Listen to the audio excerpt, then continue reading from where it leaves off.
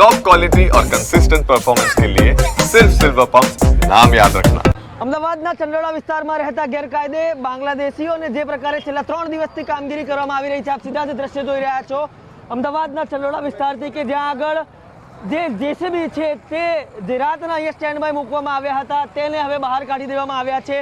એક બાદ એક સૌપ્રથમ અમદાવાદ ક્રાઇમ બ્રાન્ચની ટીમ, અમદાવાદ ક્રાઇમ બ્રાન્ચના અધિકારીઓ છે તેઓ અહીંયાથી રવાના થયા અને ત્યારબાદ હવે જે જેસીબી છે તેને આખરે બહાર કાઢવામાં આવ્યા છે અને આ જેસીબી છે તેમણે પોતાનું કામ છે તે શરૂ કરી દીધું છે। ખાસ કરીને 2000થી વધુ પોલીસ જવાનોનો કાફલો છે તે અહીંયા તૈયાર કરવામાં આવ્યો છે। તકેદારીના ભાગરૂપે તેમને અહીંયા ખડે પગે રાખવામાં આવ્યા છે। તો બીજી તરફ 50થી વધારે જે જેસીબી છે તે અહીંયા લગાવવામાં આવ્યા છે, 50થી વધારે ડમ્પર છે તે અહીંયા લગાવવામાં આવ્યા છે।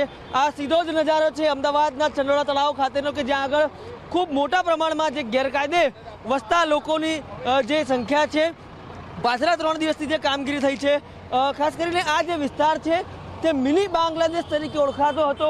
પાછલા કેટલાય સમયથી આ વિસ્તારમાં કામગીરી થઈ રહી હતી, પરંતુ હવે આખરે અહીંયા કાર્યવાહીની શરૂઆત થઈ છે। આપ દ્રશ્ય જુઓ, જે ક્રાઇમ બ્રાન્ચ છે, એસઓજી છે, તમામ લોકોની જે મદદ છે તે અહીંયા લેવામાં આવી રહી છે।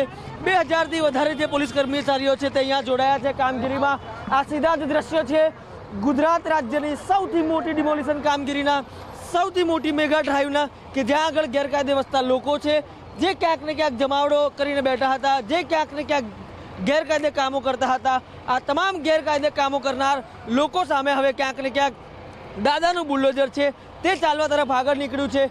જે ગેરકાયદે કામો કરનાર છે તેમની ઉપર ક્યાંક ને ક્યાંક રોક લગાવવા માટે સરકારની જે કાર્યવાહી છે તે હવે થોડીક જ વારમાં શરૂ થવા જઈ રહી છે। કેમેરા પર્સન ચિરાગ સાથે રોનક વર્મા, TV9 અમદાવાદ।